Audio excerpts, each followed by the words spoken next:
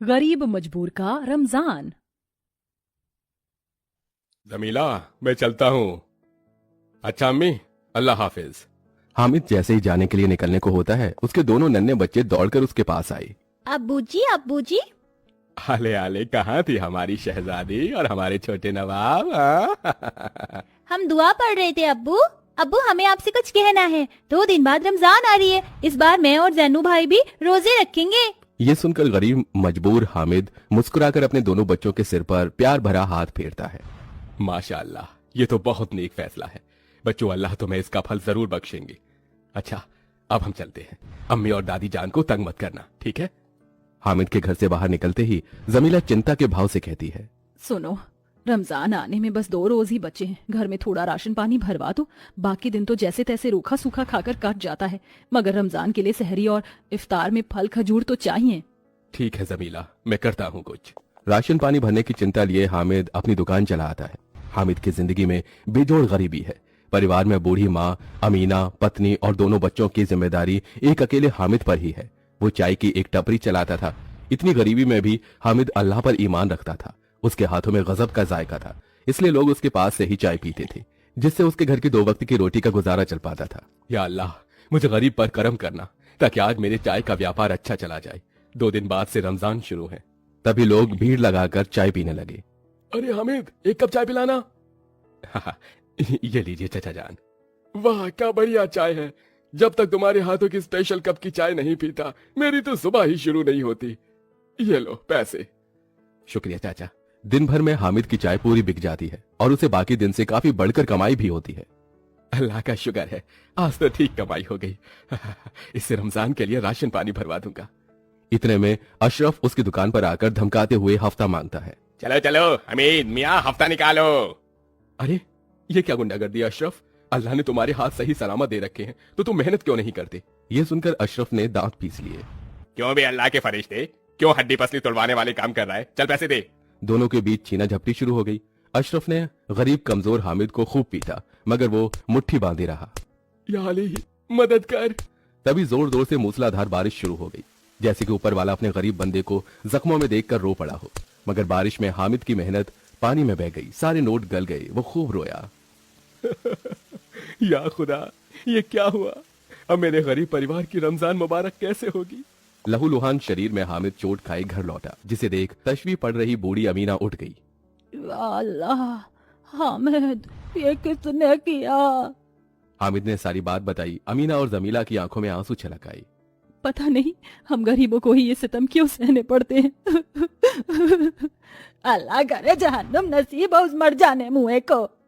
देखते देखते 2 दिन गुजरने के साथ रमजान शुरू हो जाता है, जिसकी खुशी में जैन और आरजू रात भर भी जागते रह जाते हैं। अम्मी, अब्बू, दादी होती है, सहरी का समय हो गया। सभी उठ जाते हैं। बड़ी हसरतों के साथ आरजू उतावली दिखाकर कहती है, अम्मी जल्दी से दस्तरखान लगा दीजिए, फिर सहरी की दावत खाएंगे। जमीला रसोई में जाकर देखती है, जहाँ केवल जरा सी दाल रोटी थी। वो उसे बाहर लेकर आती है, जहाँ बूढ़ी अमीना चीथरों सी एक चटाई बिछाती है। जमीला जैसे ही रमजान के सहरी में दाल रोटी परोसती है, तो दोनों बच्चों का मुस्कुराता चेहरा उदास हो जाता है।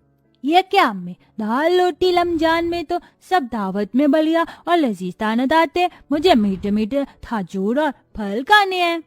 ये सुनकर हामिद की आंखें डबडबा जाती हैं। बच्चों, अभी के लिए ये खा लो। तुम्हारे अब्बा इफ्तार में तुम्हारे लिए फल लाएंगे। सभी इबादत करके दाल रोटी से सहरी करते हैं। इसके बाद हामिद काम ढूंढने निकल पड़ता है, तो वहीं झोपड़ी में उसकी पत्नी और माँ रोजे रखकर उसके काम मिलने की दुआ करते हैं। या खुदा, रहम करके मेरे बेटे को काम दिला देना। हर जगह से लोग उसे धुतकार कर भगा देते। आखिर में वो एक ईंट भट्टी पर आता है, जहाँ छतरी डाले कुर्सी लगाए एक आदमी पठानी सफेद कपड़ों और मखमली टोपी लगाई ठाट से बैठा था। अरे, ये तो मुसलमान लगते हैं। बस अल्लाह यहाँ काम मिल जाए। सलाम वालेकुम भाईजान, कोई काम मिल सकता है? तभी भट्टी का मालिक घमंड से बोला, अरे ओ मियाँ, ये नाता किस बात का लगा रहे हो? हाँ, अनवर शेख नाम है हमारा। काम चाहिए तो जाओ जाकर ईंट दो। अब खड़े खड़े हमारा मुंह क्या देख रहे हो? चलो दफा हो। जी जी जी जी, शुक्रिया हुजूर। हामिद भूखा प्यासा उस चिलचिलाती तपती धूप और गर्मी में अपने परिवार की खातिर ईंट उठाता है, जिसके उसे 100 रुपए मिलते हैं, जिससे वो खजूर खरीद कर घर ले आता है। खजूर देखकर दोनों बच्चे बहुत खुश हो जाते हैं। अबू आ गए, अबू आ गए, अबू आ गए। ये क्या हामिद, तू सिर्फ खजूर लेकर आया है? अम्मी, अल्लाह के करम से आज 100 रुपए कमाए थे तो खजूर खरीद लाया, इससे इफ्तार कर लेते हैं। हाँ, मगर पहले दुआ तो मांग लो। दुआ मांगकर सब खाने ही वाले थे, तभी एक मेमना उनके दरवाजे पर आया जो कि बहुत जख्मी था। अम्मी, ये तो बकरी का बच्चा है, देखो कितना जख्मी है, इसे हम रख लेते हैं।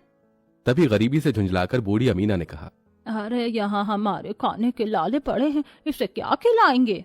मगर अम्मी, अगर ये मेमना किसी कसाई के हाथों पड़ गया तो उसे मार कर खा जाएगा। हामिद उसे अंदर ले आया। जमीला ने उसके घाव साफ किए। जैन और आरजू उसकी खूब देखभाल करते हैं। इस तरह से 3-4 दिन गुजर गए। किसी तरह रूखे सूखे से ही इफ्तार और सहरी करके उनका रमजान का दिन कट रहा था। मगर एक दिन जब वो इफ्तार करने बैठी तभी वहाँ खाने की खुशबू भर गई। अरे वाह, कितनी अच्छी खुशबू है, लगता है किसी के घर में इफ्तार में कबाब और कीमा पकड़ा है। काश कि हम भी रमजान की दावत में ये खा पाते। नन्हे जैन की वो ख्वाहिश जताते ही उस बकरी के बच्चे की आंखों से सुनहरी रोशनी निकलती है और दस्तरखान पर उसकी फरमाइश का खाना आ गया। सभी की आंखें दंग रह गईं। अल्लाह, ओए ज़ैनो, ये कैसे किया तूने? तेरे पास जिन का चिराग है क्या? बोलना, मुझे ठंडी रुआबजा पीना है, काश मुझे भी मिलता। इस बार फिर से बकरी के बच्चे की आंखों से रोशनी निकली और शरबत हाजिर हो गया। तभी एकाएक जमीला की नजर उस बकरी के बच्चे पर पड़ती है जो कि चमचमाती सोने की बन चुकी। ये मेमना सोने का कैसे हो गया? इतने में जादुई बकरी बोल उठी, क्योंकि मैं जादुई बकरी हूँ जिसे अल्लाह ने तुम्हारी रमजान मुबारक करने के लिए भेजा है, इसलिए रमजान के 30 रोज तक मैं तुम्हारे साथ ही रहूंगी। कहो, तुम्हें और क्या चाहिए? हामिद और गरीब परिवार अपनी मनपसंद की चीज मांगते हैं। मुझे दही भल्ले खाने हैं और इमरती भी, और मुझे खजूर फल भी। अमीना के ये फरमाते ही जादुई बकरी के चमत्कार से दस्तरखान पर सब कुछ आ गया। इसके बाद हामिद और जमीला ने भी अपनी ख्वाहिश का खाना मांगा। देखते ही देखते उन गरीब की दस्तरखान एकदम अमीरों सी रमजान दस्तरखान बन गई। सबने बड़ी खुशी के साथ शुक्रिया अदा किया। या खुदा, तेरा शुक्र है, आज मुझ गरीब के घर में तूने ऐसी जादुई दावत दस्तरखान देकर हमारी रमजान मुबारक की। तेरा फजल हर गरीब पर ऐसा ही हो। आमीन। चलो अब सब बिस्मिल्लाह करते हैं। फिर वो सब बड़ी खुशी से रमजान के इफ्तार मनाते हैं। ऐसे ही दिन गुजरते हैं। जादुई बकरी उनके सहरी और रमजान को खुशनुमा दावत देती है। इसी तरह 1 महीना गुजर जाता है। अब्बा, कल तो ईद है, इस बार तो हम ईद अच्छे से मनाएंगे ना। हमारे पास जादुई बकरी है। मुझे तो ईद के लिए अचकनी कुर्ता पैजामा और महंगी वाली मखमली टोपी चाहिए। हाँ, और अब्बू, मुझे तो सुंदर सा शरारा सूट चाहिए, और कल तो हम मीठी मीठी सेवैयाँ खाकर ईद मनाएंगे और बिरयानी भी खाएंगे। ईद के लिए आरजू और जैन के मन में एक बड़ी उतावली छाई हुई थी, जिसे सुनकर हामिद हताश हो गया। जमीला, समझ में नहीं आ रहा कि मैं अपने दोनों बच्चों की ये तमन्ना कैसे पूरी करूंगा। इस जादुई बकरी ने हमारी रमजान तो मुबारक कर दी क्योंकि ये खाना दे सकता है, मगर कपड़े, उसके लिए मैं गरीब मजबूर एकदम से पैसे कहाँ से लेकर आऊं। अल्लाह भी इम्तिहान ले रहा है। ये कहते हुए लाचारी से हामिद की आंखों में आंसू भर आए। तभी जादुई बकरी का मुंह खुल गया और सोने के सिक्कों की बौछार हो गई, जिसके बाद जादुई बकरी फिर से साधारण हो गई। ये लो हामिद, इन सिक्कों से ईद के जश्न की तैयारी करो। तुम्हारा शुक्रिया जादुई बकरी, मुझ मजबूर की मदद करने के लिए। हामिद ने उन सिक्कों से अपने परिवार के लिए ढेरों खुशियां खरीदी, जैसे चमकीले कपड़े, खेल खिलौने, और खास ईद पर उस गरीब के घर सेवई बिरयानी सब कुछ पका। उसने बड़ी ही खुशी से ईद की दावत मनाई, जिसके बाद जादुई बकरी गायब हो गई।